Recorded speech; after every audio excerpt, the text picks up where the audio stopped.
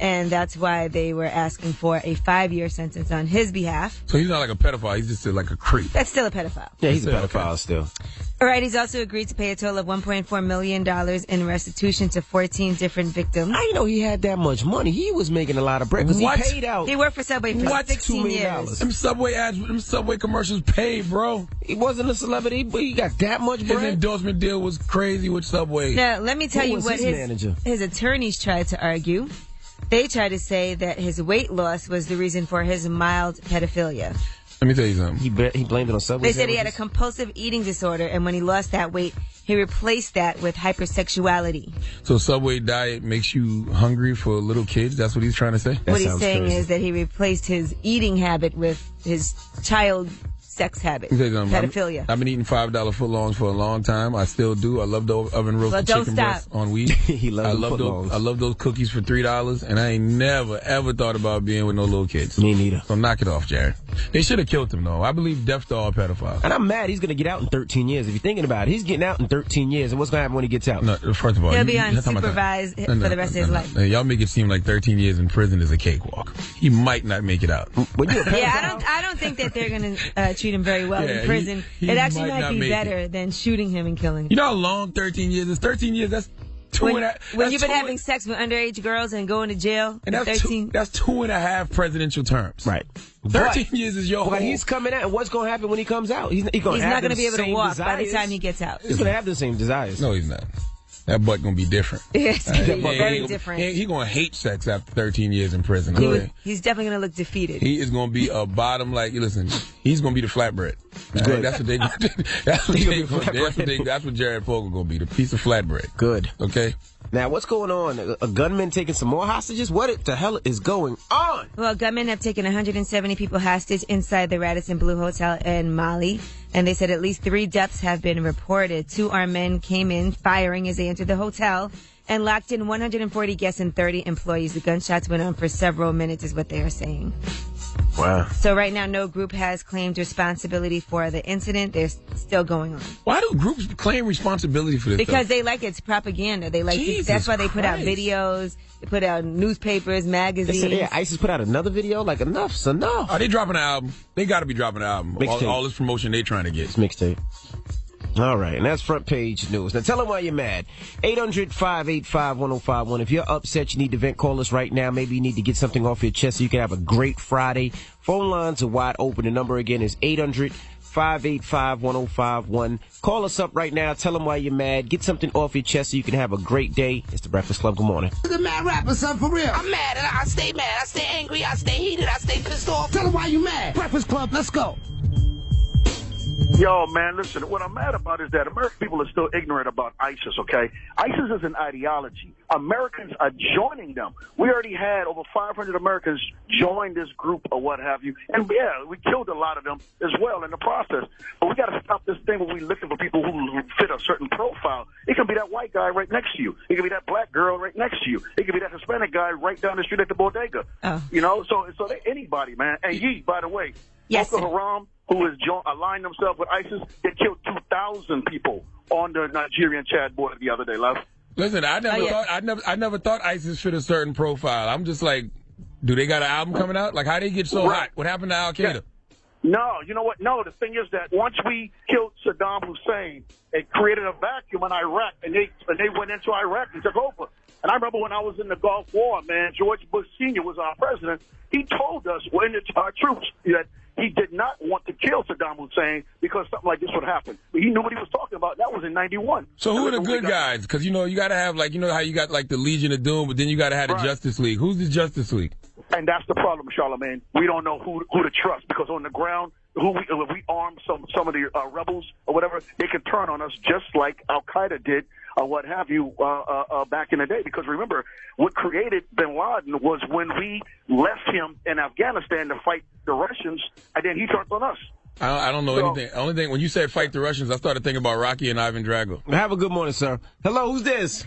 Felicia. Felicia, tell them why you mad. All I'm saying is my B-day tomorrow, and all my friends that I invited better show up and show out. That's all I'm saying. That's all we saying. Come and show up and show out. Where your party at, Felicia? It's at the Euro Lounge. Okay. You make sure you shave your Y'all legs. getting bottles and everything? Yes. What do you mean are we getting bottles? I'm just making sure you taken care of. You make sure you shave your legs and under your arms, boo. You don't have to worry about that. That's all taken care of. There you go, and mama. put a little landing strip on that vagina in case you get lucky later. Oh, my God. Have a good morning, mama. Hello, who's this? Hey, good morning, guys. It's a porta potty guy, man. Porta potty guy. Tell What's him why up, you my mad, brother? Man. I'm mad at Jared, man. I need What? a Subway commercial, man, because this dude talking about Subway make him turn into a pedophile. That sounds crazy. You believe that stupid nonsense, Jared? I don't, because I eat Subway all the time. Me hey, too. Subway, give me a job, man. I need to get out of this porta potty thing, man. Jared is a sucker. Deaf to all pedophiles. All right, tell them why you're mad. 800-585-1051. If you're upset, you need to vent. Call us right now. It's the Breakfast Club. Good morning. This is DMX. And you know what makes me mad? When ask for the truth, but can't handle the truth. All right? Now tell them why you mad on the Breakfast Club. Bitches. This is Nicole from Miami. Nicole, tell them why you mad. I let my sister hold my car, being nice last night. I get in here running late for work. Guess what? She done left my junk on E. You know how Negroes do. Real petty. Like, real petty. Like, at least let me know I ain't had no gas money. Right, give me a heads up. You need to get gas immediately. I'll drive 50 miles to work. And then it's one of them mornings where when you stop You're to running get late. gas, When you're running late. the gas When you're station running crowded as late. hell. Yeah, when you're running late. Yep. And guess what? It's mad traffic today. I'm sorry, It's the mama. races going on and, like, bumper to bumper right here in Miami. Well, you just got to offer the boss some fellatio. That's then, definitely man. Maybe he'll let you irritating. be cool. Oh, Next time I need to get my pass on deck or something, because this is not the height right here. What you gonna say to her later, though? I don't get off till 6 o'clock tonight, so I probably won't see her till like 7. So it's gonna be some issues. It's Friday, she get paid, so I need that cash. There you go. There you go. You got to buy you a fifth of Henny, boo. You'll get over it, mama. Way bigger than a fifth. Hello, who's this? T. Hey, mama, tell them why you mad. I'm a little mad because I love Drake, and I don't ever hear about the original music and where it came from, the Hotline Bling. It originally came from a man named Timmy Thomas, and it's called Why Can't We Live Together? Is Lenny Thomas one of your baby daddies? You had sex with him back in the 70s? You know what, Charlamagne? I really do like you, so we're not going to go there. Well, no, I've seen a lot of stories about it because they were talking about the song, the Cha-Cha, and how they both sampled that song originally. You know Lenny Thomas personally. Be honest with us. I just think he needs the credit, you know. All Well, salute to Lenny Thomas, wherever you are. Is he still alive? Timmy Thomas, and I hope he is. Oh, Timmy Thomas. Timmy Thomas. Oh, okay. God bless Timmy Thomas, wherever you are, sir. You'll never trend on Twitter, but you will get this shout out on the Breakfast Club. All right. Have a great day. Well, tell them why you're mad. 800-585-1051. You need to vent. You can call us at any time. Now, Yee, we got rumors coming up? Yes, let's talk about a new venture that Rihanna is allegedly going to be taking on. Also, Derek Jeter responds to the allegations that he didn't want to work with that underwear company because 50 Cent was involved and would be too urban. Okay. All that and more when we come back. Keep it locked. It's the Breakfast Club. Good morning. Breakfast Club. Let's get to the rumors. We're talking Derek Jeter. Listen up. It's just in. All the gossip. The Rumor Report. Gossip. With Angela Yee. It's the Rumor Report. The Breakfast Club. But this is getting ugly. Now, we all know about this underwear line called Frigo that 50 Cent has become involved with along with Timbaland. Right? And Derek Jeter was also supposed to be involved, but he didn't end up doing it, and the company is now suing him. Now, they said that, according to the company, Derek Jeter thought it would be too urban once 50 Cent got involved. Well, Derek Jeter is saying those claims are false. He said he actually is the one that introduced 50 Cent to the people at Frigo, so why would he object and say it was too urban? And he also says that the owner threatened to launch a negative PR campaign against him when he decided he didn't want to work with the company anymore. So he said he's going to sue him, counter-sue, and he has documentation to prove he never agreed to be a public spokesman for the brand in the first place. You rich Negroes work it out. Y'all in court fighting over drawers? Yeah, pretty much. Expensive drawers, by the way. Come on. Very expensive. That's a nice draw. Work it out, rich Negroes. All right, so you guys should know by now Meek Mill has released what his artwork is going to look like for his Dream Chasers 4 mixtape. I don't know if you guys saw it, but it looks like a Christmas tree, but it's made out of money. And he put up on Instagram, I want to believe in everything, but I'm too far gone. And then he put DC4, Dream Chasers 4. If you have Revolt TV, you can see the artwork. Well, after that happened, all of the Meek Mill fans went to Drake's page and started putting a whole lot of tree emojis underneath You all guys are so petty, boy. I think Meek should have waited You until can next see year. on, if you look on on Revolt TV, you can see all the trees that they've been posting underneath all of Drake's posts. That's good. Meek still got people riding for him. I'd have still waited till next year, man. There was some bad energy for Meek this year. Something happened. I don't know. Just start fresh.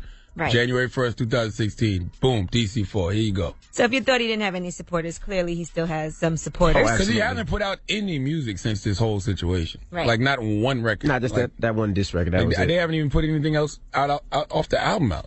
Well, he's too far gone. Rihanna, in the meantime, is rumored to be launching something brand new, and that is a weed line. Now, she's going to have a branded line of weed that's going to go on sale in Alaska, Oregon, Colorado, and Washington during the beginning of the year next year. It's going to be edibles, concentrates, and some flavors like Caribbean Kush, Haitian Haze, and Jamaican High Grade. You know she likes her weed. I'd eat Riri. I'd blow Riri. Would you smoke her? Yeah. Would you smoke Riri? That's what blow means. Yeah. No, smoke is actually not a great thing. It's like killing somebody. You got smoked. Oh, God. All right. She means shoot. I don't think blow and smoke is the same thing. Okay. And that is your rumor report. I'm Angela Yee. Thank you, Miss Yee. Now, when we come back, we have a special guest joining us, Pastor Carl Lentz. Listen, you're going to get this man's name right, okay? This is a very good brother, Pastor Carl Lentz. He runs Hillsong NYC. He's black? No, he's not black. Oh. Why? What you mean? Just curious. A very good brother, and he runs Hillsong NYC, and I love the way he delivers his message about spirituality and God and all that good stuff. Have you been to his church? No. But I've had church with him in the street. I've sat down with him and kicked it with him a couple times. All right, so we'll kick it. I will kick it with him when we come back, so keep it locked. It's the Breakfast Club. Good morning. Hey, MV Angela Yee, Charlamagne the Guy. We are the Breakfast Club. We got a special guest in the building. Absolutely. Pastor Castro Lentz. Carl, Lentz, who is Castro? What the hell is wrong with you, man? I'm sticking with it. I needed a nickname. Pastor Castro Lentz. Does he look Cuban to you? What's wrong with you, Envy? Pastor Carl Lentz. Maybe I'm not mad at you at all. How you gonna disrespect a man in the car? I thought maybe Carl was the nickname and he went as Castro. Where did you get Castro from? Our interns. Look. Stop listening to the interns. Do your own research. Where did you get Castro that from? was awkward. I thought maybe that's not the best way to start an introduction. As a man of the cloth, he Hello, calls himself Pastor Castro. Carl. My brother. How are you, sir? Pleasure. Now, ever since I flashed this right here, Right. you know, the message, Occupy All Streets book, during the Kirk Franklin interview, everybody has asked me over and over and over, where do I get this? Who wrote it? What is it? Explain this right here. Well, it's a Bible, so it's a paraphrased version. There's a couple different ways to read a Bible, but that one is in modern day language. Got you. And they can get it at bookstores. So this is in bookstores? Yes. Now, when you say modern language, what do you mean? Well, it's language like we speak. So you know, sometimes you read the Bible and you're just trying to figure out what in the world it's talking about. Right. Got you. And that really kind of frees people up, just be able to say, okay, I actually get. I'm gonna get that actually. I got you covered. Now, people are watching this and they go, this guy doesn't look like a pastor. He looks like he should be part of a boy band or something. I thought he was a biker at first. I think it's part of the hustle. I mean, at the end of the day, you guys know. It feels accessible. Yeah. I mean, you guys are corporate pioneers in here, but you look like, you know, street cred, normal people. And I think for us. Well, I sold crack, Pastor Carl. I was really out there for a little while of my life. I heard that. No, I think it's just our church is about being who you are, and sometimes it actually gets our foot in the door in places that people wouldn't listen if you had the regular pastor thing on. So why doesn't Hillsong have an actual building, a temple? We can't afford one, and really? There's not a lot of space. Yeah, so I mean, to have a church building, most of the churches in the city have been here for decades and decades. So for us, we're just trying to get in where we can, and that's why we started renting churches and doing church in clubs or concert venues. And, because you rented I like out it. That's where really we actually different. had our first our 1 year anniversary party. The Best Buy they call the PlayStation Theater. So wow, we've had church there for over a year and a half. Wow, it's amazing that you say you can't afford one because people are starting to mention your name as one of those pastors, like one of those big time guys. I don't know why. Yeah. So I'm thinking Creflo Dollar, no, TD Jakes. No, what we do, we rent these venues until someday we have maybe enough money to actually purchase a building, but we're not, rolling in the dough. We don't have money to throw around just like to build a building. Hopefully someday we'll have enough to do that because a lot of our money right now that we bring in goes to just, having our church function. So now we're just keeping it low and just trying to help people. What do you wear as you give your sermon? Do you wear that or really? Yeah, that's dope. Very relaxed. Yeah. And people I have seen people try to criticize that. Yeah. What is your response when people say, well, how can you be a pastor and this is how you're dressed? I always say, what's a pastor supposed to look like? Mm-hmm. And number one, you're not going to please everybody, as you guys know. I mean, we know. Someone's going to say something at some point. But for us, I mean, Jesus is the God that saved us. And he had some sandals on and had some long hair. No one ever took him seriously. So for us, it's not a stretch to say, you know, what's a pastor supposed to look like. If I could preach in a suit, I would. It's just too hot. We have like eight services. I actually tried, and I just like, you know what, I'm just gonna preach in what feels normal. And it actually helps people to come in and feel like you can just be yourself. Right. You know, y'all know church culture. Sometimes if you don't have people a get dressed up, I can't go dressed like and that's this. Cool if that's your tradition, but I've been to churches where I've been the guest speaker and they wouldn't let me in. Really? Oh yeah. And then that ain't very godly. And then after I spoke, those same people would be like, "Oh," I'd be like, "No, I remember you. You know, from an hour ago, you wouldn't let me in." Yeah, it's cool, but I mean, imagine how many people have tried to actually pursue a relationship with God, but are just afraid of the church walls. Yeah, you shouldn't have to have a dress code to have a relationship with God. I don't think so. What does "come as you are" mean? So if I saw Envy on the street, I would just say, "Come hang out, come to church." And most of the time, people would be like, "What do I need to wear?" And I'd be like, "Come exactly as you are, and we believe God is so good that he will not leave you like that." So it's come as you are, but should you find this relationship that we have, things start to change. What was your come to Jesus moment? Was it 2 weeks waiting on the HIV test to come back? Like, what was it? No, I love your questions. No, for me, it was just looking around going, there's got to be something more. Right. Because I feel like I had such good parents. Where have you ever been in those moments where you can't even sin and have fun because you know better? Yeah. I felt like a lot of my life, even when I wasn't doing the right thing, I'm like, I know this isn't right. And I got to a point where I was trying to have my life and a little bit of Jesus too, not understanding it's all or nothing. What kind of things were you doing that you felt like you shouldn't have been doing that you knew? I think willful sin is a problem. And when you know this is wrong and you do it anyway. People feel like they can just ask for forgiveness after too. Right, and you can. But the whole point of being a follower of Jesus is going, I repent from this life and I die to myself and I am reborn into something new. And for me, it was like, if I'm gonna do this, I'm gonna give it all I have. I mean, the Bible. Listen, I love the Lord, but the Bible is just certain. It's a lot of things in the Bible that they tell us not to do, but we do anyway. Does that mean my soul is forsaken, like sex before marriage, and lying sometimes, cheat? We've all lied, cheated. We've all stolen at some point in our lives. The gospel literally means good news. Mm-hmm. So there's bad news before the good news. The bad news is we can't do this on our own. The good news is that because of God's grace, somehow in his power, he can regenerate a new life in us. And even when we sin, now we have the power to change. So this is not a rule book. A lot of people look at the Bible like a textbook or like a rule book. To me, it's a narrative that basically is a love story, that God loves people so much that there's hope for everybody. Even people listening today, it's like a lot of people have turned this part of their brain off because either they've had a tragedy or maybe had a fallout with a person, and it's not too late to just pick your head up and go, maybe this is real. This is more than a textbook. This is a supernatural book. Now, how did you meet Justin Bieber? You and Justin Bieber are pretty cool, right? Yeah. So one of my best friends is a pastor in Seattle, and he had known Justin for a little bit, and he called me to go to a concert to meet Justin, and we kind of hit it off and just got to know him over the course of like maybe 5 or 6 years, and I think he's a good kid, and I've enjoyed getting to know him. Do a lot of Bieber fans now come to your church just because they saw that he was affiliated with you and hit you up?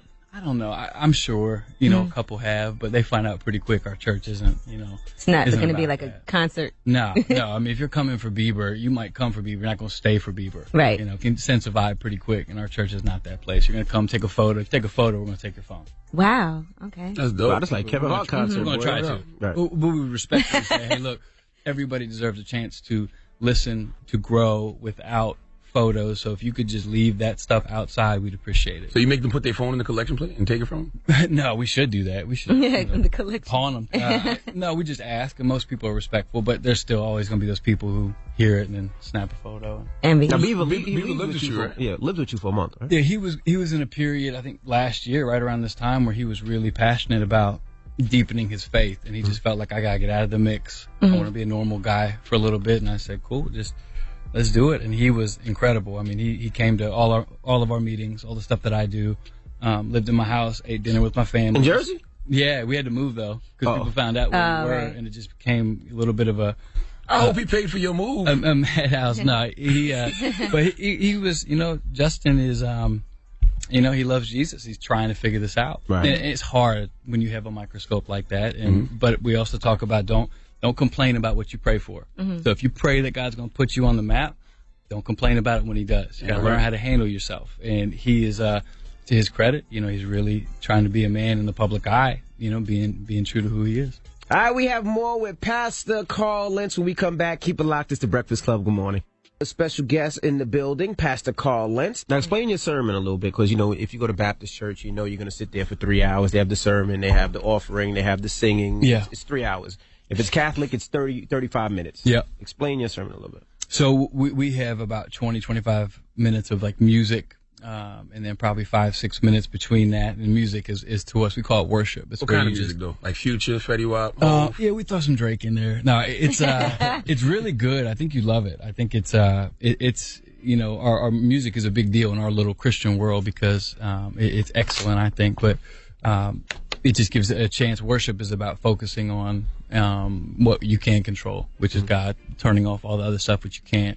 And then I'll preach for probably 35, 40 max, and then you're out. So it's about 1:30 because I've been to church where I'm just sitting there and I'm like, I think I love God, but I'm starving. Right. I'm sleepy. I would rather, never come back if it means I have to sit here and hear another offering and another song and another testimony from, whatever. And so for us, we try to use practical wisdom with church. You don't want to be there for 3 hours, nor should you have to. I think we can get out what we need to get out in the time that we have. You don't charge to get in church, right? Nah. I just think because it's PlayStation Theater, I'm like, damn, this is a box office there. thing. What's your brand of gospel? Because I was Googling, after I met you a couple weeks ago, I was Googling your sermons. Yeah. And when I'm listening to stuff like you talking about dating, and I'm like, yo, he sound like a life coach almost, more than a pastor. So what is your brand of gospel? Now, I think, Jesus, spoke to every single area of life. And I think it's our job as pastors and leaders to make sure that we do our best to help people with their practical everyday life. Like, that's what people forget about Jesus. When he talked about a mustard seed, because he was talking to farmers. When he talked about fishing,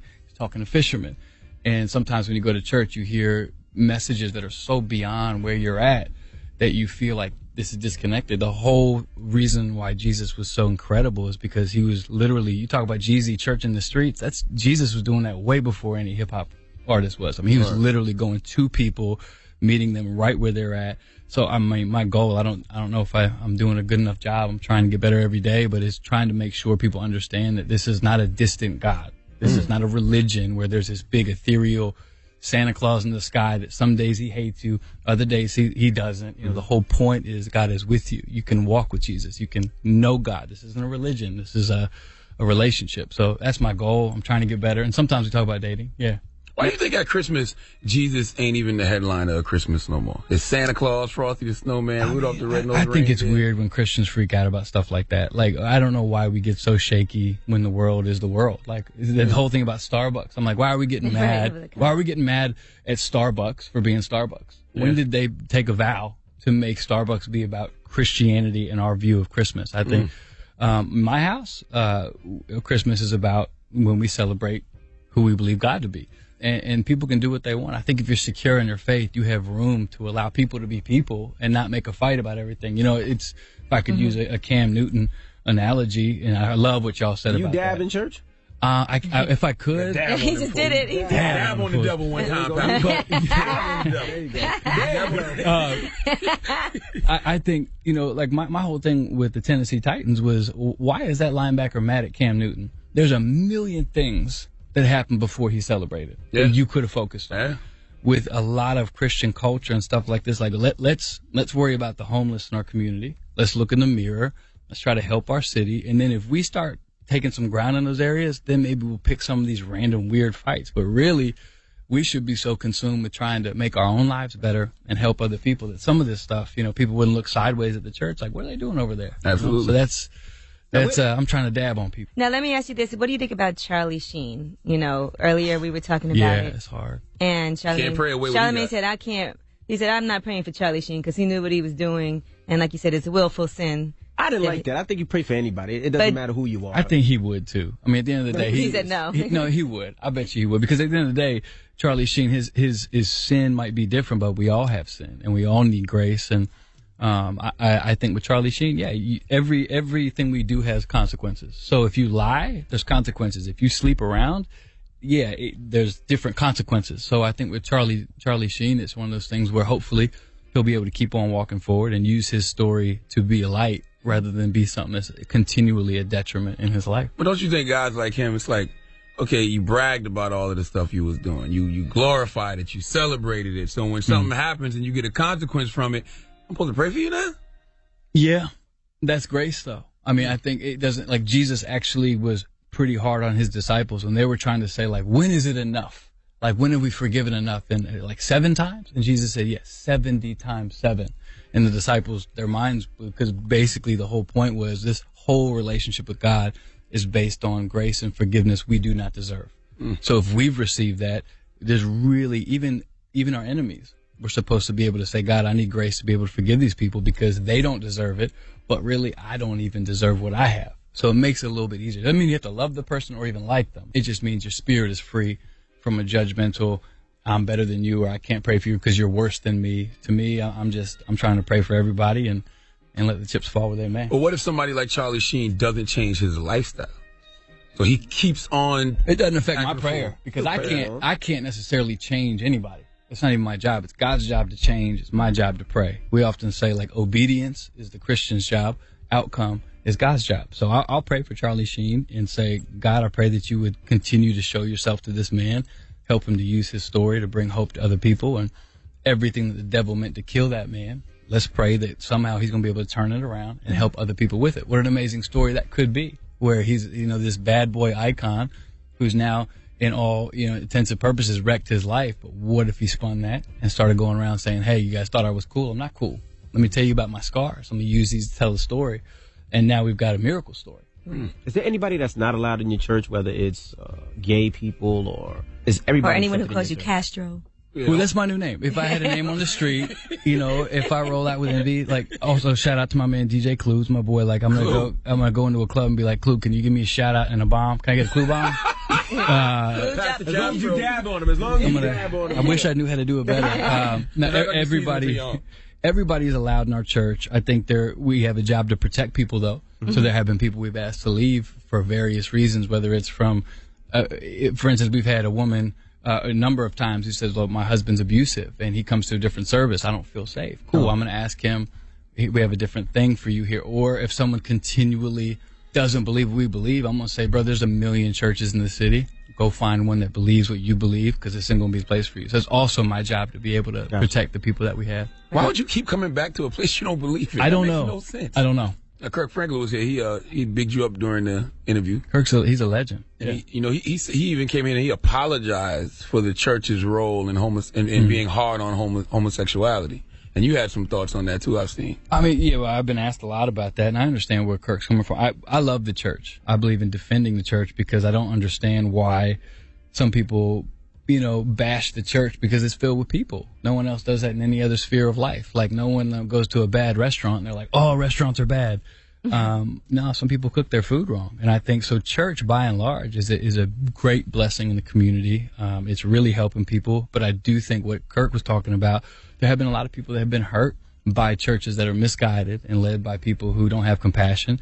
And I get that. I think it's our job to continually make sure that we're keeping our doors open to be able to love people without judgment and at the same time hold fast to what we believe. And it's hard. It's complicated right now in culture. But so I appreciate when Kirk said that. I understand what he meant by that. Do you think the church has attacked or has used the Bible to attack homosexuals? Yeah, I do. I think the church has used a lot of things over the years to attack people. But again, by and large, I think the church has been awesome. But there have been some parts that just we got to do better. All right, perfect. All right, we have more with Pastor Carl Lentz when we come back. Keep it locked. It's the Breakfast Club, Good Morning Fizz Club. We have Pastor Carl Lentz in the building. Now, what's the difference between being spiritual and being religious? Well, I keep hearing you say Christianity. I think about organized religion and spirituality as two different things. Me too. I agree. So religion in and of itself isn't necessarily bad. I think Jesus changed the definition of religion. He said real religion is helping the widows and the orphans in their plight. I think when our world hears religion, what they hear is like a set rule code that you have to keep or you don't measure up. Jesus came to break the religious code. He said there is no religion that can get you to God. So God came to us. So we believe from a place of relationship, you do things that might look religious, but religion is you have to. Relationship is I get to. So I don't go to church because I have to. I go to church because I get to. I don't read my Bible because if I don't, God's not going to love me. I read my Bible because I'm excited that God loves me. Huge difference. So that's what we try to get people not involved with our church. We try to get them to experience God for themselves. Right. And if that happens, you'll come to church. Now, also, I wanted to ask you about pastors who ask for money. Like, we looked at, I can't remember his name, one pastor that needed a new jet. That was Creflo Dollar. And asked his congregation to help him out with this jet. And I think he put out a GoFundMe. Things like that makes a lot of people say, I don't know about the church. Sure. And how do you feel about that when pastors do things like that? I try not to speak on things that I don't know the ins and the outs. I think every pastor has to do what they feel called to do. Would we do it the same way? Probably not. But I don't know. I would love a jet if you want to help me out. I've seen your website. I know what you're rolling with. You got 97 chains on. You might have a jet. Argument was different, though. I know. So here's the thing. It's all relative because you can never be poor enough for some people. So if someone's like, oh, Creflo shouldn't have a jet, he should fly commercial. Next person's going to say, Creflo shouldn't fly commercial, he should take a Greyhound. Next person's going to say, if he really loved Jesus, he would walk because Jesus walked. You have to, you have to, shout out to Kanye, you have to, with your own conscience, your own relationship with God, come to your own conclusions. I don't mind people having what they if have. If people don't like what Creflo's doing, they don't have to go. That's the thing. Right. Like Creflo's doing what he's doing. You don't have to give your money. He didn't force anybody to do that. He said, church, I want a jet because I want to fly around the world and preach the gospel. Take it or leave it. And, at the end of the day, whether I agree with him or not is inconsequential because that's his church. Right. That's his calling. People judge my calling. People judge y'all's calling. And you know what it's like to be judged without people knowing the full story. Right. So, but I do understand why people can think like they think with church. Now, you understand rappers and you listen to rap. I'm from Virginia, land of the hitmakers. Pharrell, Timberland, Neptunes, Hampton University. The Clips are my favorite. 757. Can we pray that Pusha T cuts his hair soon? Stop it. Malice him and Kawhi Leonard holding down the road. Yes, they holding down the road. And what do you feel about Mace, the rapper? You know what? I don't know him, so I can't speak on it. I've seen his story from afar.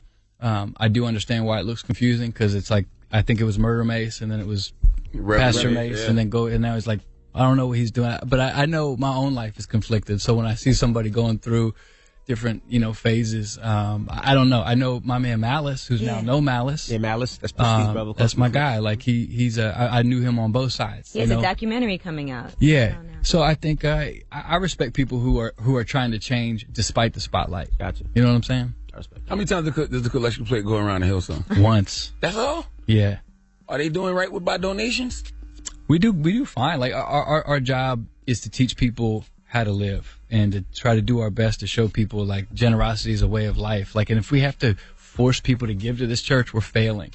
If you're in love with something, you give to it. Right. I often tell people like, don't tell me you're in love with this move of God, but you don't give money. I mean, try that with your wife on your anniversary. I love you. I just didn't get you anything. No. So for us, it should not be a big deal. So if you go to a church and they spend all this time on money, I'm hoping that we can continue to do it different, where it's just a no-brainer. Of course, I'm going to give. This is what I do. I want to see the work of God go forward. I want to help people. I want to bring what I have, bring what Ski has. Let's combine it, and we can do more together. So it's a simple thing for us. But you're not going to hear more than 5 minutes on money. Do you think people gravitate to you because of your word or because of the different celebrities that have been co-signing you? We've been doing this for a long time though, so I don't think a celebrity co-sign. Right. Actually, people don't understand. You actually get more flack for it than you get pluses for it. Because once you're linked to any sort of famous person, if they're doing great, people give you credit. If they're doing bad, people try to throw some serious shade. No, they give you credit. They give you credit for him doing bad. Right. Where they say, you're a horrible leader. And to me, I'm just going, there's 99% of Hillsong Church is not famous. Right. And that's who we are. But yeah, there are people who are famous, but why should they not be allowed to come? Should they not be able to be? So for me, I don't think it's been that big of a boon, so to speak. And often people like that don't give either. Yeah. Now what about drinking and smoking? Is that a sin? Do you do it, Pastor Carl? I'll probably drink with my wife at home, just because I got to carry the weight happily of people who are dealing with alcohol issues, drug issues. I personally don't smoke or do drugs. Alcohol, it's a conscience thing. If you were to read a lot of this stuff, like you look at the Bible says to live holy and to live righteous and to give God your whole mind. And there is some room there for people to figure out what's best for them. Because if you really want to catch it, you should call me if you ever have a hypocritical Christian issue, because Christians are silly with their argument. Don't drink. On your phone every day. Don't drink. Well, why? Because it alters your mind. Why are you drinking your coffee? Why are you having your In-N-Out burger, which totally alters your blood sugar? Like, so Christians don't realize they have to walk out their hypocrisy. I often say, like, if you're going to be a hypocrite across the board. The point is, you know, if you really love Jesus and you have died to yourself and you have been reborn into this, it's no problem to say, Lord, what do you want from me? What's best for me? How do I function? If I'm smoking weed, am I able to be who I'm called to be? I can't answer that for you. People need to answer that. So we try to lead people that way. I'm not going to tell you in our church on some of these issues. I want you to hear from God on your own. If I tell you, it's a command. If God tells you, it's a revelation. And a revelation is when you heard from God for yourself, and that's powerful. What about premarital sex? I'm just trying to address all the things. Me and Wax are talking about that out there. Oh gosh, don't talk to me. Wax. I got hit right when I walked in. Yeah, don't talk to Wax. Don't ask. No, he's trying. No, he's trying to. Is he really? He's trying to be celibate, all kind of stupid He's stuff. trying to be celibate? He said stupid stuff. That ain't stupid. I mean, not stupid, but it's stupid for him. Cause I'm like, shut up. But go ahead. So, I mean, again, like God created sex. Sex is not the problem. Sin is the problem. So anytime you have something that's created, you want to find out what the creator says about it. So when you do what God says to do in his parameters, it's incredible. But when you look at what people are doing, like New York City is filled with people who want like their salvation and their sin too. So people will be like, Carl, I want to get blessed. I want to have more money and I want to go to heaven, but I also want to sleep around. And I'm going to go, you cannot pick and choose. The whole idea of doing this is saying death to sin, new life in Jesus. So when it comes to premarital sex, hopefully people are getting a revelation that, yeah, it can be difficult at times, and I have to push my own desire aside to do what's, you know, right in God's eyes, and it ends up working out better. But you just have a look at society and you tell me how it's working out. That's what I tell people. The runs are on the board here when it comes to how people are living. But God, it's kind of God's fault. Because he created all of these beautiful women, and they look different, and they shape different, and they smell different. Yeah, I understand that. So you have to eat the apple. But no, I don't think that it's God's fault in that he's given us the supernatural grace to be able to keep this stuff in line. So beautiful women are not the problem. Yeah. You know, I think it's us who need to make sure we're keeping our lives where they need to be, and we can look at this stuff God created with the right look rather than the wrong one. It's hard. You gotta keep this close to your heart. Well, it's hard, brother. I mean, there's only one other thing to do. You gotta bless the room. Say a prayer, please, if you can. I would love to. All right, let's knock it out. Well, I'm gonna hold your hands. What we gotta do. Well, Lord, we love you. Nobody wanna hold my hand? No, I'm looking. Envy, be quiet. I see it. Look down now. You look like a preacher standing up. Nobody want to hold my hand? No, Envy. But Lord, there's a lot of places we could be today, and we might not be where we want to be in every area, but we're not where we should be had it not been for your grace. So I thank you for these three. I thank you for their stand in culture and their ability to help people through this platform. And I just speak your blessing and your favor and your mercy and your grace, and continue to help us reach this city. In Jesus' name, amen. Amen. Amen. You got to come by more often, Pastor Carl. And I would love to. No, for real. It's an honor to be here. Thank you, guys. And we should go to the church as well. Definitely. I'm a huge fan. I'm going. Huge fan. Maybe not this week because I'm out of town, but next week I'm gonna bring the whole family. I'm going. I definitely want to check Hillsong out. Thank you. Pastor Thank you for Carlin, having thank me. you so much. I really appreciate it. Pastor Carl Lentz. There we go. God, we are the Breakfast Club. Let's get to the rumors. We're talking Adele. Listen up. It's just in. All the gossip. The Rumor Report. Gossip. With Angela Yee. It's the Rumor Report. The Breakfast Club. Well, Adele's album is in stores today. Whew, it's going to be a big deal. But she is actually not going to be streaming the album. That is the fastest growing way for people to listen to music. But she's not doing that this time around. They said it's a minor issue for Adele, but a major issue for the streaming services. For 2 years, they haven't not had the biggest album of the year. You know, Taylor Swift did that before. She took her music off of Spotify. She said the service was devaluing her music by letting its users listen to it for free. Now, in the meantime, Columbia Records is shipping 3.6 million physical copies of her album 25. That is a huge number. It will be the most CDs shipped for a new release since NSYNC's No Strings Attached back in 2000. That's 15 years ago. iTunes didn't even exist back then. So they're saying if 25 lives up to the hype, it could break first week sales. records ever. I'm going to definitely get mine. Adele hasn't let me down yet. She just needs to stop lying about her age, okay? There's no way in hell she's 25, 27. That girl is 43 years old. You can look at her neck and ankles and tell that she's 43 years old. She looks very old. Well, NSYNC's first week record was 2.4 million albums sold in the first week of March of 2000. Sony thinks that Adele is going to do about 1.5 million physical CDs, and then Apple digital sales of about 900,000. So that's really close to what NSYNC did. So Hello. we'll see what happens. So Adele's going to come out, sell a whole bunch of records. She's going to own all of 2016, and she's going to vanish again in 2017. And guess who's going to come back? Sam Smith. You keep saying they're the same person. Jig I don't know is about that. up, Adele. Okay? She already has all kinds of records that she broke. You know, her single Hello debuted. It was #1 on the Billboard Hot 100. It sold 1.1 million digital copies at that time in the first week. I'm sure she's selling ringtones, too, like crazy. Ringtones? They still sell ringtones? Hello. All right. I'm still trying to figure out how Adele set fire to the ring, but hey. How she what? Don't worry about it. Okay. Now let's talk about Jimmy Iovine. He had to apologize for some comments that he made on CBS this morning. He made these comments yesterday. Now, apparently, he said some things that women were very offended by. He said, I always knew that women find it very difficult at times, some women, to find music. And this helps make it easier with playlists curated by real people, talking about Apple Music. He said, I just thought of a problem. Girls are sitting around talking about boys or complaining about boys when they have their heart broken or whatever, and they need music for that. It's hard to find the right music. Not everybody knows a DJ. So he had to issue an apology. Apologize for what?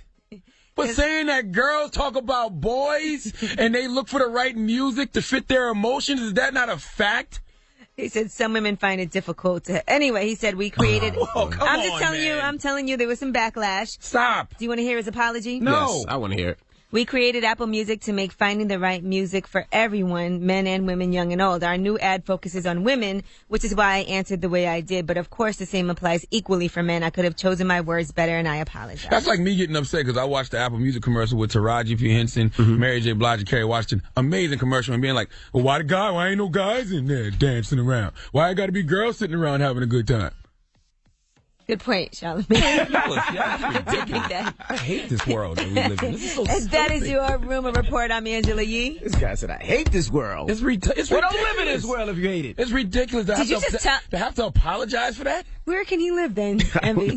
Space, bars, I Do don't you know. really think you're a female? I mean, you can't say no, you did not call me a female. Yes, I did. She is a female. Ooh, you know people get in trouble for that. No, it's not. You can say she's a female human because I'm talking to a female. I didn't hear you say human. Okay, well, okay, well, you're a female human, Angela Yee. Did that offend you? I don't like the word human. Why am I not? I'm a Hugh woman. You're a Hugh woman.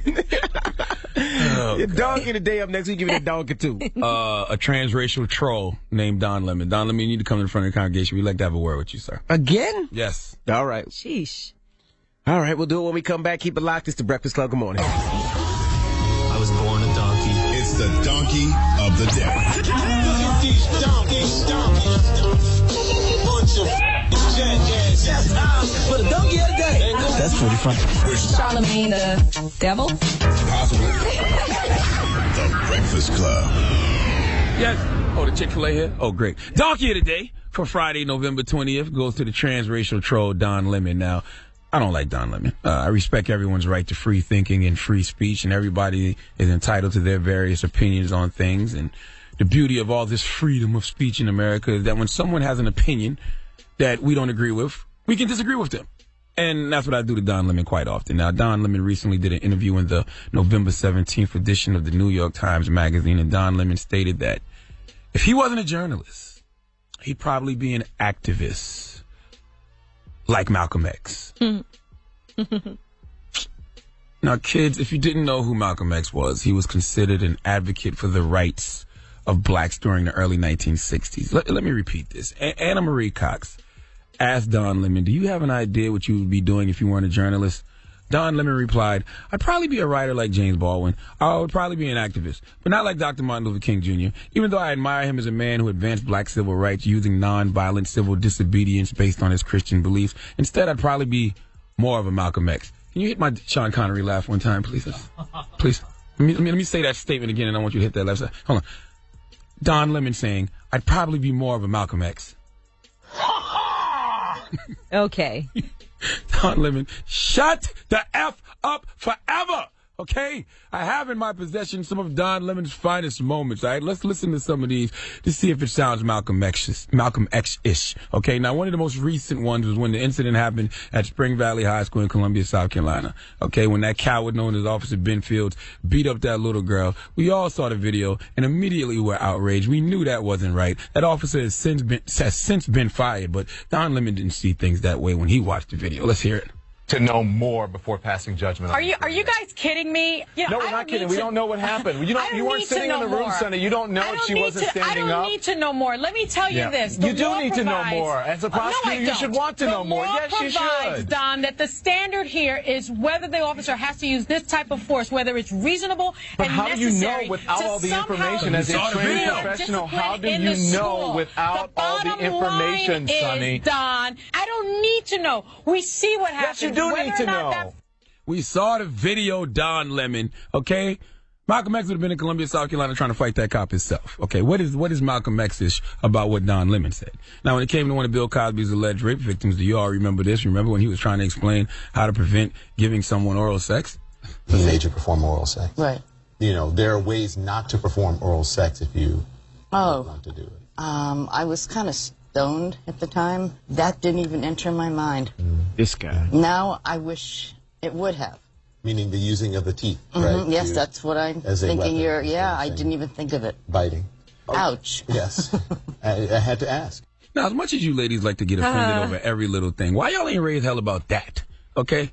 Why y'all ain't protest and raise hell? They've been trying to petition to get him off the air, though, for a long time. But you really think Malcolm X would have told that other young lady something like that? No, I don't know. I don't know if he's ever heard anything Malcolm X has said. This guy's crazy. Don Lemon, if you wasn't a journalist, you would be writing the scripts for Yusuf Mack's gay porn videos, okay? Like, stop it, all right? Malcolm X is offended, all right? He's so offended that he has released a statement from the afterlife on Don Lemon. Malcolm X, what are your thoughts on Don Lemon? Is that the 20th century or modern Uncle Tom? Oh. Oh. Give Don Lemon the biggest hee-haw, please. And let's be clear, over 30,000 people signed that petition. So I don't think people really care for Don Lemon. We saw him the other day. I know I was trying to get so close to him at the Ween Awards. Every time I try to get close to him, they pull me somewhere. I just wanted to get close to him one time. I just wanted somebody to be like, hey, Don, do you know Charlamagne? Or Charlamagne, do you know Don? So I can say, man, F you. I don't F with your type. That's all I wanted to say. That's all I wanted to say to the man. That's it. Well, you said it to him right there. Listen, I pray to Kirk Franklin that I get 30 to 45 seconds on camera with Don Lemon just one time. Just one time. Why to Kirk Franklin? All things are possible through Kirk Franklin, who strengthens me, boy. All right. What you mean, why to Kirk Franklin? You are so You could have said the God. You could have said the Carl Lentz that was here earlier. I rock with God. You know what? Thank you. That was Dope Kid of the Day, all right? When we come back, Jadakiss will be joining us. Okay. Top there 5 you go. Dead or Alive. From righteousness to ratchetness. That's what the Breakfast Club do. We shift gears just that fast. For Freaky Friday. Oh, it is Freaky. Let me put the Bible away. Kirk Franklin know my heart, though. Oh, my goodness. It's the Breakfast Club. Good morning. The Breakfast Club, and it's Freaky. Nobody gonna do it with me, huh? Oh, we don't know what you're Friday, doing. so you know what that means. It's Freaky Friday. And we got a special guest joining us for this Freaky Friday. His album's in stores right now. Right now, baby.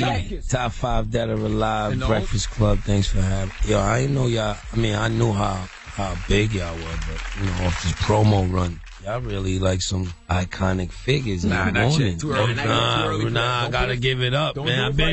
I've been all around. We've been at WOW stations, y'all. It's crazy. We doing okay. We still working. We're doing good, man. But you know, when you come up here, you're on a bunch of different stations at once. That's what I'm saying. And then the online. I understand syndication and online, but to actually be in them different markets and y'all was in, running things is it's a beautiful thing. So is the Breakfast Club top 5 Dead or Alive morning shows? By far. We number 1? By far. Definitely. You gotta sit down and think. You're definitely number 1, 2 slot. Y'all hold that. He said 2, number 1 and 2. I mean, are we still working? Yeah, we still working. We're not there yet. Now, the reason Y'all we got won. you up You're here number one. for Freaky Freaky Friday is Angela Yee told us a story that you have a go-to move. I did not say that. No. In a girl's booty. No. No. Where did this come from, Yee? He had one incident. Angela Lee found the old diary from the first Locks tour when we were young. Nobody was married, none of that. It was just a crazy incident that happened on a Rough Rider tour. Someone ended up with a remote control in their vagina. And the remote control is one of the dirtiest things in a hotel room, by the way. Definitely. On the one of the top 5 dirtiest things. I would definitely agree to that. Why the remote, though? I mean, I guess that's what she wanted. She asked you for the remote? This was the first discovery of ecstasy, I think. You know what I mean? When it first came out. And, there's a top 5 list of dirtiest things that you can touch in a hotel room. I think the remote control is number 1. Hotel rooms are dirty anyway. Period. Like, if you put the light on it, you probably never go to a hotel. You get one of those forensic. You get one of those forensic lights. Yeah. If that was the first Locks tour, that was probably a nice 2-3 star. Definitely. You know that. You know how that was early. You know what I mean? So it is Freaky Freaky Friday. So we're gonna talk about the top 5 freakiest positions a girl has performed on Jadakiss. How about the top 5 things you talk about this top 5 album, man?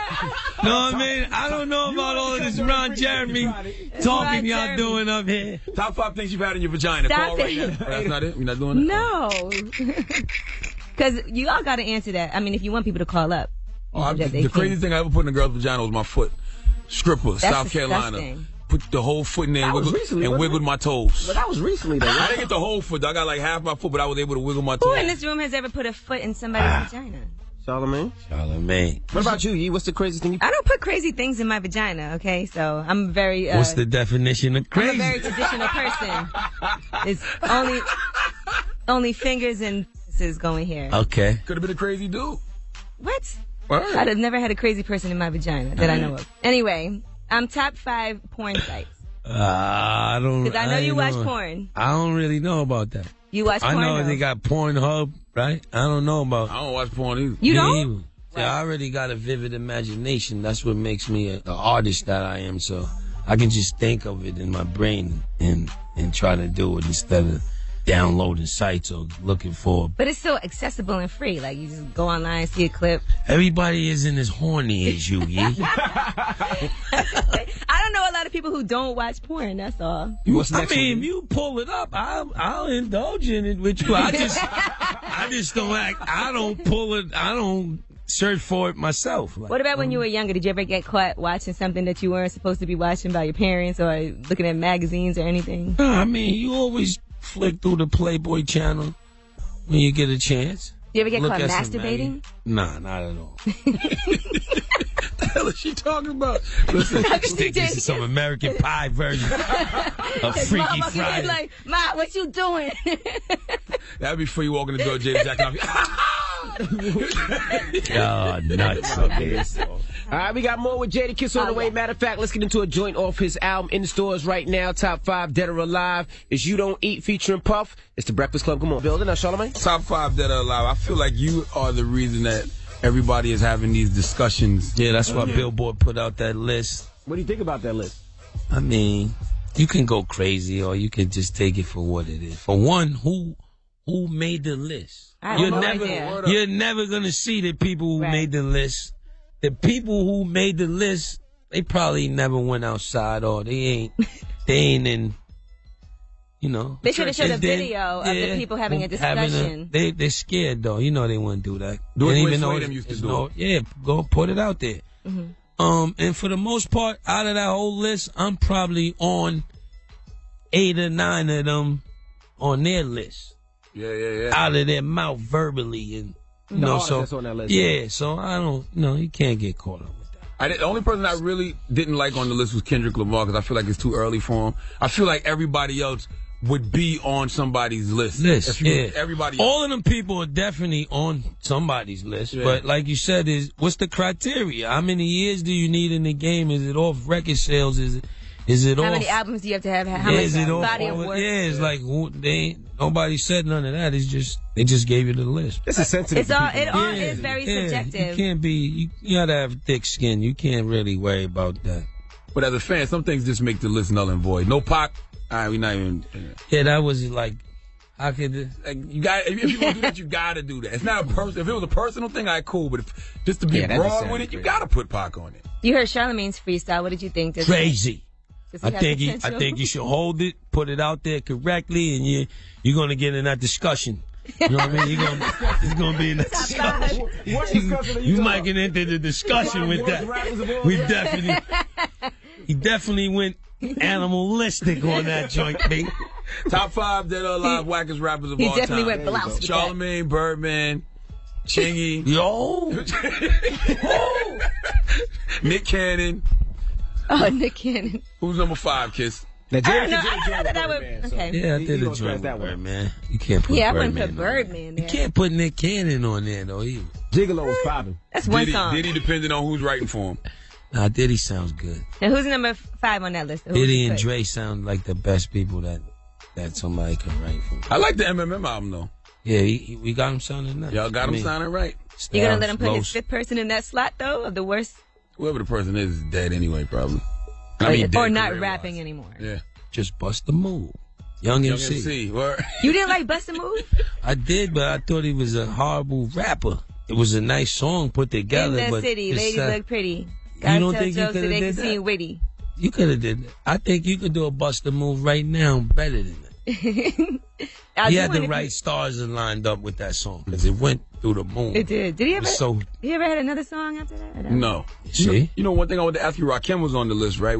Rakim is a god MC, no doubt, pioneered the way, but a lot of people feel like the people's rap styles elevated after Rakim. So they feel like his style would have been dated. I think you gotta, they like the 92 Dream Team or whatever that Dream Team was. Kane, Rakim, KRS, and them, they should just be over there. They had their jersey retired. Yeah, they in the Raptors, of all time. That's why that Billboard list is kind of crazy for it to be of all time. And Kendrick is still fresh. Like, he got a lot of, I ain't mad at that. Do you like the reception to some of the records you put out? Because I was joking last time you was here, and I was like, yo, you feel like the label presses you to do a record with Future? Then a record with Future came out. Yeah, nah. I just came from down south. All of the colleges, they was eating them songs up. They knew the lyrics to the Wheezy joint, the Future joint was love. You know what I mean? And what's great is that you don't switch it up for who's on the record. You still do what you do. Yeah, I keep it Kiss, no doubt. And I think that's what you're supposed to do. They could dissect when you know what I mean, when you getting out of your element. I try to stay in my element. Just can't wait as long now with these kids. The attention span is shorter. They want more. But are you even catering to kids at this point? Are you catering to both? Yeah. You know what I mean? That's one thing that I think is important. I'm catering to the people that came in with Kiss, and I'm catering to the new listeners. You know, my son is in college. I told you, sophomore. So at Clark, he's a big critic. His opinion, I value his opinion a lot. You address the rappers in blouses a lot on this album too. I've heard it a few times already. We went from skinny jeans to wearing blouses. Yeah, don't confuse wireless for powerless. Powerless. You know what I mean? Fashion. I ain't mad at where fashion goes, where the music goes, but when it gets a little crazy, you know, like Kanye, he got a bunch of gear that he stabbed up for $5,000 a shirt. Stabbed up. Look like you've been in a knife fight. Already hawked. Okay, so listen, your son's in Atlanta. But if your son wouldn't come home for the holidays, he's like, yo. I think he fly in today. My son goes a little weird with it, too. A blouse, though? Nah, he can't throw on a blouse, but he go extra tight to the leg. He go far out with it sometime, and I, stay over there with it. You won't be going to the Knicks game sitting on the floor with me with that. You know what I mean? You might want to think about that. All right, well, the album is out today. Right now, baby. Go get it, download it, steal it, stream it, absorb it, love it. I'll be near you soon, everywhere. You know, I'm just moving around markets, army bases, colleges, trap spots, jails, juvenile detention homes, everywhere, schools. All right, it's the Breakfast Club. Come on, Club. Hello. Let's get to the rumors. We're talking The Rock. Listen up. It's just in. All the gossip. The Rumor Report. Gossip. With Angela Yee. It's the Rumor Report. The Breakfast Club. Well, The Rock was on Oprah's Masterclass, and he actually talked about struggling with depression. Here's what he had to say.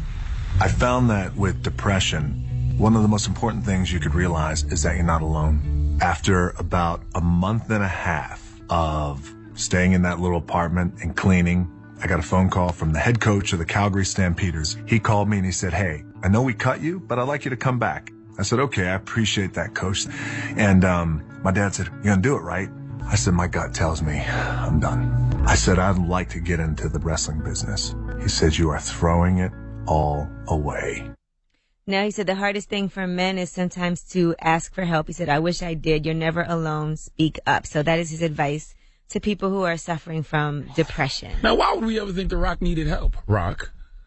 We would never think exactly. that. But he's saying that's why you ask for help. You beat people up. You're always smiling. But you're he always was laughing. depressed after he was cut from his football team, and he just said his parents and his faith helped him battle his inner demons. Well, his life turned out pretty okay after being cut from the football team. Being cut from that football team was probably a blessing in disguise. Right. Absolutely. Good for him. And he's expecting a baby girl now in January. So congratulations. Congrats to The Rock. Congrats to that girl who let The Rock shoot her club up. Drop one of clues bombs for her. Why is it always about the money and dollar with you? Because you congratulating The Rock. The Rock is cool, but that girl just came up, whoever she is. Why did she just come up? That's his longtime girlfriend. They've been together a long time. Well, good for her for sticking with that penis. And she's his Rock. That's what happens when you stay committed to one penis. Every day we up here, I'm learning that you are a thought. All right, Jared Fogle. He has been sentenced to more than 15 years and 8 months in prison. And he was facing a maximum of 50 years. Now, the girls that he had sex with, the teenage girls that he's been charged with, they're 16 and 17 years old. So they're not young children. That's why his attorneys were arguing that he should only get 5 years, but he ended up with over 15 years. He also has to pay a total of $1.4 million in restitution to 14 different victims. And he also has a fine of $175,000. First of all, he should have been killed. Death to all pedophiles. And number two, you're not going to make me believe that your appetite for kids came from a diet of $5 footlongs. Stop it. Now, they also read a note from one of the victims' mothers in court. She said, my daughter has been impacted hard through all of this. She said her daughter contemplated suicide and lives on sleep medication, depression medication, and anxiety medication. Listen, Jared Fogle, we don't believe you. You need more people, okay? We're going to need R. Kelly and Michael Jackson. We're going to need to find out they were on Subway diets at some point in their life, too. And according to Jared Fogle's team, they're saying that he had a compulsive eating disorder, and when he lost weight, he replaced that compulsion with hypersexuality. Jared Fogle was a pedophile. Nothing more, nothing less. There's nothing complex about that, okay? He was a pedophile, a sick little pervert. Agreed. And for all my Real Housewives of Atlanta fans, here's a little clip for what's going to be happening in the next episode. Cynthia and Peter Thomas apparently aren't getting along so well, and Cynthia may have fallen out of love. Check it out. I uprooted myself from my home in New York City with my child and my nanny, and I moved here because I met a man named Peter Thomas who I thought was great. All right, and it's been a challenge ever since. The wedding was a challenge. The challenges started pretty much once I got here. Okay, there's challenges. I feel like we're exactly where we are now, where we were 5 years ago. I just know that I'm unhappy. And what I equate to being unhappy is, well, maybe I'm just not in love with him anymore. Yeah. Whoa. That's harsh. Well, that is your Rumor Report. I'm Angela Yee. All right. Thank you, Miss Yee. Now, when we come back, we got the People's Choice Mix. You want to hear something? 800-585-1051. Whatever you want to hear. Let's throw it back a little bit. R&B today, all right? Oh, yeah. It's Friday. It's Breakfast Club. And let's be clear, over 30,000 people signed that petition. So I don't think people really care for Don Lemon. We saw him the other day. I know. I was trying to get so close to him at the Ween Awards. Every time I try to get close to him, they pull me somewhere. I just wanted to get close to him one time. I just wanted somebody to be like, hey, Don, do you know Charlamagne? Or Charlamagne, do you know Don? So I can say, man, F you. I don't F with your type. That's all I wanted to say. That's all I wanted to say to the man. That's it. Well, you said it to him right there. I pray to Kirk Franklin that I get 30 to 45 seconds on camera with Don Lemon just one time. Just one time. Why to Kirk Franklin? All things are possible through Kirk Franklin, who strengthens me, boy. All right. What you mean, why to Kirk Franklin? You are so You could have said the God. You could have said the Carl Lentz that was here earlier. I rock with God. You know what? Now, when we come back, we got the positive note. Don't go anywhere. It's the Breakfast Club. Good morning. Pastor Carl Lentz, and also salute to the God Carl Lentz, Hillsong NYC. I just like, I feel like certain people have a message. Certain people are anointed when it comes to God and spirituality. And I feel like we need new voices to translate that message of God to a new generation. You know what I mean? You ever see New Jack City when they said, you need New Jack cops for New Jack problems? Remember that? A lot of the kids don't know that old school. Well, that's an easy reference to understand. I know the movie New Jack City, but I haven't seen it in a long time. But you need new voices for a new world. You know, a lot of these guys' messages aren't translating to the youth the way that they need to be. But somebody like Pastor Carl Lentz, his message definitely is. Okay. And also shout out to Jadakiss. His album's in stores today. Top 5 dead or Explain to the alive. kids who Jadakiss is. Well, leave us on a positive note, man. It's Friday. Listen, the positive note is WWRD. What would Rihanna do? Okay, if you ask yourself that question this weekend, you're probably gonna have a good time. If you don't ask yourself that question this weekend, you're probably not gonna have a good time. But WWRD. What would Rihanna do? Peace. Breakfast Club. DJ MV, Angela Yee, Charlamagne the God. What's happening? Friday, damn it. What's happening? Listen, man, I'm really about to enjoy this weekend. It's been a long week. I had a really long week, It's been too. a long week. You know what makes all week so long? And I'm not complaining at all. It's the fact that we get up in the morning, we do the morning show, but then we all have commitments like in the afternoon and at night. Yeah. So we be really putting in like This 12, week was a 13 hour long week. And it's also like right before a holiday, you end up having so much to do to get prepared. No, not only that, but Angela Yee got some hookups with some real good discounts. I've been traveling here and there to find those discounts, so it's making my day a lot longer. Not complaining at all. Not complaining. I have no complaints. Just letting y'all know how it's going down. You see that new bag I just got? Okay, now see. That's because I've been working hard. I deserve to reward myself a little You bit. see these new T-shirts from Target I got? Okay, Listen, okay. My reward and your These reward. Mosi Mo T-shirts. You see this plaque that I got for DJ of the Year? You don't care about that. Man, shut up. Y'all hating. All right, well, we'll see you on Monday. It's the Breakfast Club on Power 105.1. Home with Angie Martinez. You got something to give away, or are you yawning? All right, call it 105 at 1-800-585-1051. You win a $250 gift certificate, and in honor of PC Richard & Sons' 106th birthday, we're giving away a $250 gift card every weekday morning now through December 11th. Visit power1051fm.com, keyword 105 for all the details, and to check out all the great deals PC Richard & Son has going on right now.